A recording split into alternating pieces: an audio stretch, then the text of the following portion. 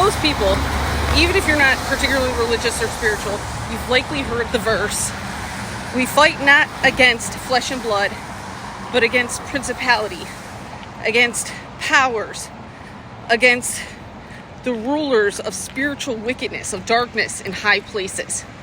Most people have heard this verse at one time or another, but many do not understand what it means. They don't understand its significance, and they don't understand if it applies to them.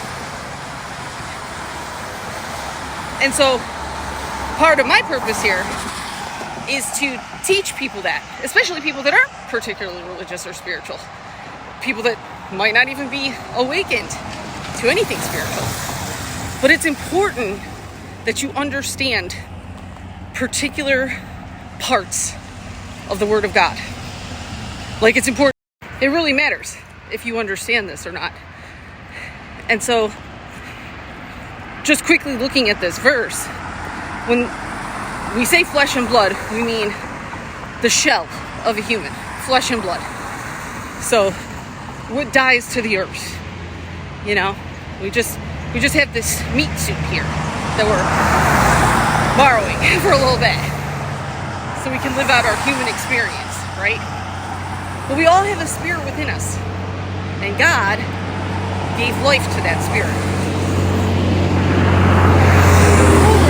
Darkness have sacrificed that spirit, that light, that divinity, okay? And so the spirit of something is essentially the essence of something. It's the energy of something, okay? So anybody who right away starts demonizing, or anybody who starts being ignorant about energy, like if somebody, a religious person, a spiritual person, a teacher, anybody who is talking about the energy of something and another person's trying to oppose that. Because I hear this happening from time to time, because these principalities, the ops, the adversary, whomever it is that is operating in the darkness, will look for any opportunity to converse when somebody is truly giving the Word of God. Right? Because they don't want that communication going out, because they don't want healing. Because if people heal, then they can't control them. That's why certain people are being silenced and attacked, and they're attempting to sacrifice certain people. It's the only reason they're trying to sacrifice me, because they know I'm a healer.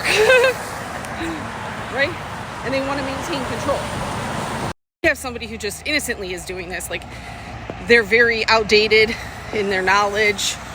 You know, they have like an old school way of thinking, you know, like your great grandma, and you're talking about energy and they're like, what are you talking about? You know, that's innocent. And if you give them an explanation, they'll understand. But people who are intentionally trying to manipulate, they will come at you on some stupid ass shit. Like, and what they're saying is, we think you're dumb enough to accept this gaslight. So if they say, oh, that person's talking about energy, they're new age, they're not a Christian. Energy is everything. There's energy in this grass. There's energy in that car. There's energy in everything. Everything around you is energy. So you have to think about how profoundly someone's trying to manipulate you. If they're trying to gaslight you into believing that me or anyone else talking about energy means anything other than talking about energy. You know what I'm saying? Like, there are people that actually do this too, okay? We have people that are being governed by a dark religious spirit, okay? An antichrist spirit, who have no self-awareness, no ability to self-reflect. They're so delusional, they're unwilling to try to expand their way of thinking to embrace understanding. So these are willfully ignorant people, or people that are possessed or have a dark attachment. Likely because they came under the rule of a dark principality. Okay, so see how that all ties together? Right, okay. I mean, if you think about everybody else that talks about energy, I mean, Donald Trump talked about energy. Some people might call him a demon, but it's energy. and start trying to demonize somebody, criminalize them, villainize them. First of all, I don't listen to gossip at all, but if they were trying to say something about another person or another culture, another intention, about somebody who's talking about energy alone, okay, I would immediately shut them down and walk away. Because what that person is telling me, actually what they're saying is, I think you're so dumb that I can manipulate you into believing that it's not normal to talk about energy, that it's not normal to talk about God and energy, it's not normal to talk about spirit and energy, that it means something bad, that there's something wrong with someone who's talking about energy and spirit. Okay? Right away, I know that person is a liar, and they're a fraud, and they're ignorant, and they don't know what they're talking about. So I'm not going to give them any more of my time or attention, period, because that's what they want. You gotta see the manipulation early. So, also, we know from this verse that rulers of darkness in high places. So this also tells us that there's multiple realms. Because in order for something to be in a high place, there has to be lower places beneath it. And this tells us that in the kingdom of darkness, it is all spiritual wickedness. So, of this world, there are people who are of this world, meaning they have chosen the world over God. They have sacrificed eternity, love, joy, peace to be of this world. That's what this verse tells us. So, without the light of spirit, because they have sacrificed their soul, they have sacrificed a piece of their divinity in order to choose the world, we wouldn't be able to see their wickedness unless you had the eyes to see, the faith to see the difference. So how are they going to move about this world? How are they going to be successful in this world if they don't have access to abundance, to prosperity? You know, everything that comes through divinity, everything that comes through love, because God is love. Okay? That energy, the spirit of love, the spirit of joy, the spirit of peace, contentment, confidence, courage, everything that makes up the human spirit, aka humanity. How are they going to move through humanity? Well, what do most impoverished people do when they don't have something they need? When they don't have the key to something, what do? Do they steal it? Sometimes, yeah. Do they manipulate for it? Yeah, they do. Will they commit sins for it? Yeah. Are they more likely to fall for a trick? You know, if somebody says, hey, I have bread and that person's starving, they're more likely to reach out for that bread and invite that in, right? So this is why it is so important that you understand this verse in particular, because the rulers of the kingdom of darkness, the rulers in high places, they're not going to tell you that they're wicked.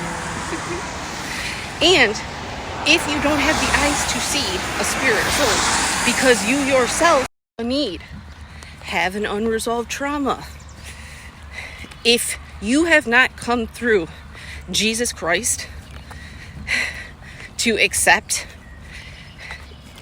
the rebirth that's being offered to you, the redemption that's been offered to you, and you actually are obedient to that, like it's not just a show or a performance you're putting on for people, you're at risk.